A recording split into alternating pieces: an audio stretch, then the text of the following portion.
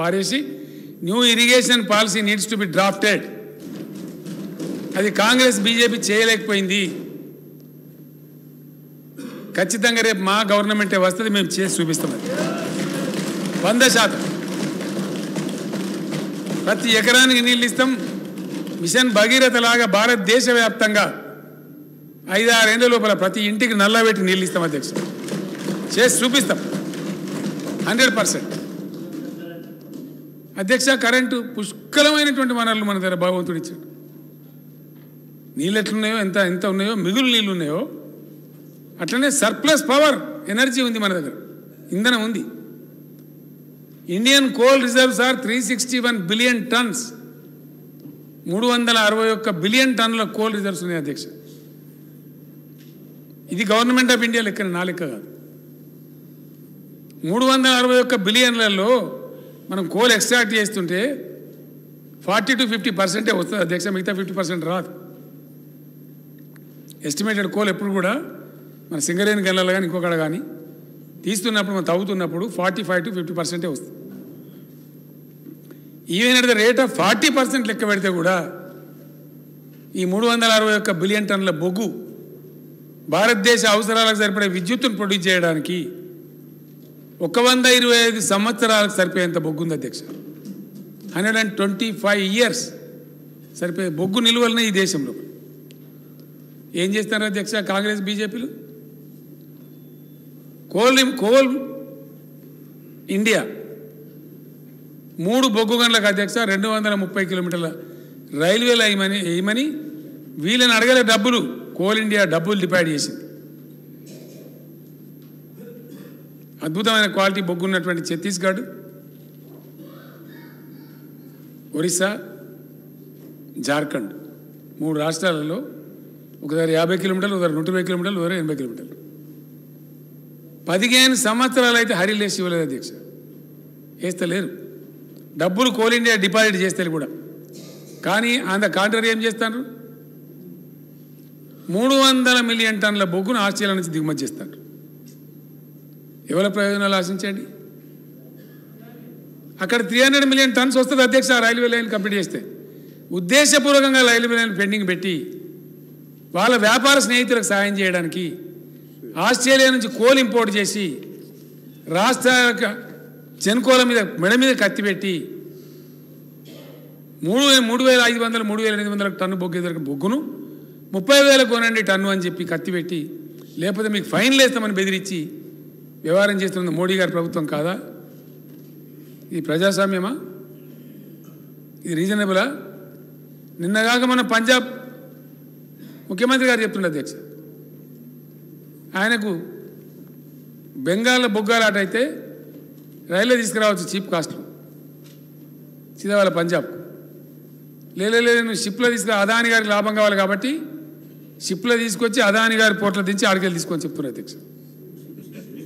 ఆర్డరే ఇచ్చిండ్రు. ఆయన మీటింగ్లో చెప్పిండు, అక్కడ ఖమ్మంలో సభలో చెప్పిండు ఆయన. ఇదే ఆయన దేశాన్ని జరిపించే పద్ధతి? ఇంకా దేశం బాగుపడుతుందా? దేశానికి కరెంట్ వస్తుందా? రాదా అధ్యక్ష? దమ్మున్న ప్రధానమంత్రి అయితే రాలేదా తెలంగాణలో? రాలేదా అధ్యక్ష? ఏముండే అధ్యక్ష తెలంగాణలో? మనం అందరం ఏడవలేదా 30-35 ఏళ్ళు?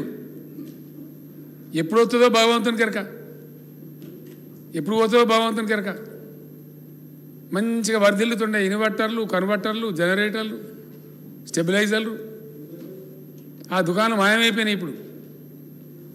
దానిలో కూడా కోడిగుడ్డు మీద ఈకలు వీకినట్టు సిగ్గు లేకుండా మొన్నోడు అక్కడ ధర్నా చేసిండు అధ్యక్ష, మాకు 24 గంటల కరెంట్ ఇవ్వాలి. అధ్యక్ష, ఎంత బాధ అనిపిస్తుంది అంటే 5-6 ఏళ్ళ బట్టి బ్రహ్మాండంగా 24 hours పవర్ సప్లై ఇస్తున్నాం. కొంతమంది విజ్ఞత లేకుండా, ఇంగితం లేకుండా 24 గంటలు ఎత్తలేదు, నువ్వు వాడిని పండుకొని గడ మీద కూర్చొని మాట్లాడతావు. నీకు నెత్తా కత్తా, నీకు బాధ్యత ఉందా? అధ్యక్ష, ద హైయెస్ట్ లోడ్ ఏమైంది అధ్యక్ష? ఒక అంచనా ఉంటుంది, ఇగో ఇంత లోడు ఈ సంవత్సరం అవసరం ఉంటుంది. నేను చెప్తూనే పోతున్నా విద్యుత్ శాఖ మంత్రి గారికి, విద్యుత్ శాఖ వాళ్ళకి చెప్తూనే పోతున్నా. విపరీతమైన ఇండస్ట్రీ పెరుగుతుంది, విపరీతమైనటువంటి ఐటీ సెక్టర్ పెరుగుతుంది. అగ్రికల్చర్ కూడా చాలా ఎక్స్పాండ్ అవుతూ ఉంది. కాబట్టి మీరు పెంచుకుంటూ పోమని చెప్తున్నాం అధ్యక్ష. మొన్న 4 days బ్యాక్ నేనే సమీక్ష చేసిన, మినిస్టర్ గారు నాకు చెప్తే నేను సమీక్ష చేసిన నేనే ఏంది అసలు ఏం జరుగుతుందని. యాక్చువల్గా ఏం జరుగుతుంది అధ్యక్ష, గ్రిడ్ కొలాప్స్ కావద్దంటే ఆ హెవీ ట్రాన్స్మిషన్ లైన్స్ ఏవైతే ఉంటాయో వాటి మీద 50 cycles మెయింటైన్ చేయాలి ఎప్పటికీ.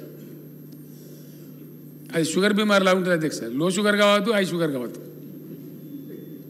కిందికి వచ్చినా గ్రిడ్ కొలాప్స్ అవుతుంది, మీదికి పోయినా గ్రిడ్ కొలాప్స్ అవుతుంది. ఆ బ్యాలెన్స్ 51, 52 దాటద్దు అధ్యక్ష. ఇటు 48 కన్నా కిందికి రావద్దు. ఎప్పుడైతే అనుకోకుండా అనూహ్యంగా లోడ్ వస్తుందో వాళ్ళు ఏం చేస్తారు, అందుబాటులో లేకపోతే టక్ టక్ మనకు 2 ఏరియాలు తీసేస్తారు, కట్ చేస్తారు. 2 గంటలు 3 గంటలు కట్ చేసి మళ్ళీ బ్యాలెన్స్ చేసుకుని మళ్ళీ వేస్తారు. అట్లా కావద్దు అంటే అట్లా కావద్దు కదనే, మన ఏరియాలు తీయద్దు కదా అని చెప్పి నేను కోపం చేస్తే వాళ్ళు ఏం చెప్పారంటే, సార్ ఇక మీకు ఏం చెప్పాలి, మాకు బడ్జెట్ పెంచాలన్నారు.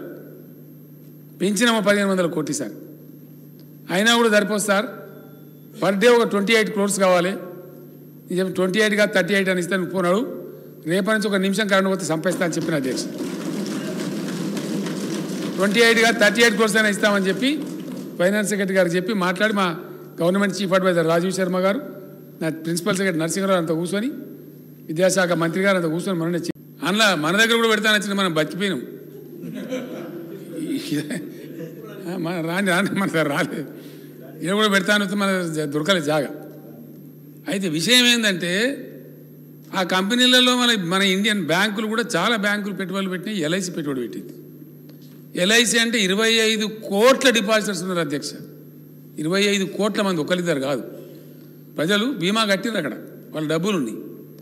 దాని ఏమైతే మరి మా షేర్లు ఉంటాయా, మా డబ్బులు ఉంటాయా, మునుగుతామా సస్తమా, ఒక భయంకరమైనటువంటి ఒక ఉత్పాత స్థితి.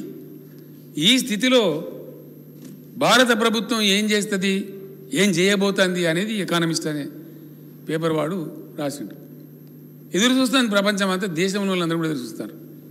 ప్రధానమంత్రి గారు నోటి నుంచి ఆశిస్తే అధ్యక్ష, వారు ఒక్క మాట దాని గురించి మాట్లాడితే, కానీ ఆక్రోశం ఉంది ఆయన లోపల, ఇదంతా బయటపడే మా దోస్తుదని. అది చెప్పకుండా ఇండైరెక్ట్గా జబ్బ కొట్టుకుంటా నేను చూసిన అధ్యక్ష. ఏ కాదు మీ భారీ పడగా అనుకుంటా అసలు సంగతి పక్కకు పెట్టిండు, బీటింగ్ అరౌండ్ ద బుష్ లాగా. ఇక మీరు కాంగ్రెస్ ఇందిరాగాంధీ చచ్చిపోయి 40 ఏళ్ళకి వచ్చి అధ్యక్ష. ఎప్పుడు చనిపోయినారు ఏం కథ, 84లో కదా అధ్యక్ష. దగ్గర ఒకటి తక్కువ 40 ఏళ్ళకి వచ్చి. నెహ్రూ గారు పాపం ఆయన స్వతంత్రం తెచ్చి జైల్లో పడి మనవాడి నాశనం అయిపోయి ఆయన చచ్చిపోయి 60 ఏళ్ళు దాటిపోయి. గావాల మీద 60 ఏళ్ళ కింద ఒక ఆయన చచ్చిపోయింది, ఇంకో 40 ఏళ్ళ కింద చచ్చిపోతే వాళ్ళ పేరు తీసుకొని ఆమె ఇన్ని గవర్నమెంట్ కూలగొట్టింది, అన్ని గవర్నమెంట్ కూలగొట్టింది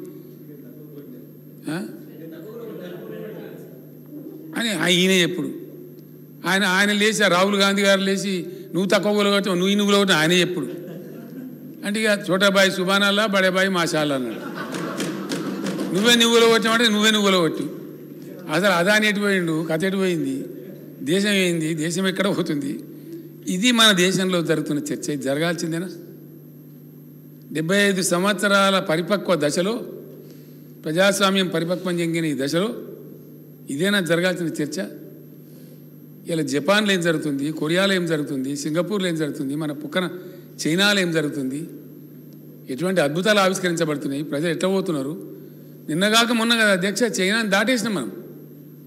చైనాని దాటేసి ప్రపంచంలో అత్యధిక జనాభా గల దేశం భారతదేశమే. Today the largest populous country in the globe is India. We have crossed China recently. ఇంత పెద్ద జనాభాను పెట్టుకొని వాళ్ళ జీవితాలతో పరాస్కాలు ఆడుకుంటూ మనం ఈ విధంగా చాలా దారుణంగా ప్రజలను ఓడగొట్టడం అనేది ఏ పరిస్థితిలో కూడా దయచేసి కరెక్ట్ కాదు. ఇది మంచిది కాదు, భవిష్యత్తు కూడా మంచిది కాదు. మరి దీనికి అంతమేందో ఎట్లా పోతుందో. The most disgusting speech by the honourable prime minister of India. Most disgusting. ఒక సభలో కాకపోతే ఇంకో సభలో మంచిగా మాట్లాడితే నేను కూడా ఆస్తుని చూసిన అధ్యక్ష. Because country is in a very critical situation. 10 lakh crores for India is not a small thing. It's a big issue. And so many crores of people are involved in that. దాన్ని అంతా పక్కకు పెట్టి, ఆ టర్మాయిల్ని పక్కకు పెట్టి, దానికి ఏం చేస్తామో చెప్పకుండా దాన్ని ఒక చీకట్లో పెట్టి, డార్క్లో పెట్టి, ఇద్దరు ఓలకోలు నిందించుకొని త్వంస్ ఉంటా అంటే త్వంస్ ఉంటా అన్నట్టు. నువ్వు నాకన్నా పెద్ద ఉంటావు, నువ్వు నీకన్నా పెద్ద ఉంటావు, నువ్వే నీ గవర్నమెంట్ కూలొట్టావు, నిన్నేను ఇది అధ్యక్ష. ఇది జరగడం దురదృష్టకరం. ఈ మార్పు అయితే తప్పకుండా రావాలి అధ్యక్ష. ఈ పరిణతి రావాల్సినటువంటి అక్కరైతే ఉన్నది. లేకపోతే దేశానికి ఏ రకంగా కూడా మేలు జరగదు. ఈ ఎకానమిస్టు చెప్పిన విషయం అంతకుముందు నుంచి కూడా అధ్యక్ష చాలా ఇప్పుడు ఆపరేషన్ లేకుండానే మోకాళ్లకు ప్లాస్మా ట్రీట్మెంట్. మీ ఆర్థోపెడిక్ సమస్యలన్నిటికీ రోబోటిక్ టెక్నాలజీ ద్వారా తక్కువ ఖర్చుతో శాశ్వత పరిష్కారం. Free consultation. ప్రతి ట్రీట్మెంట్ పై 20% డిస్కౌంట్. ఈ ఆఫర్ కొద్ది రోజులు మాత్రమే. త్వరపడండి. V9 hospitals 9281465842.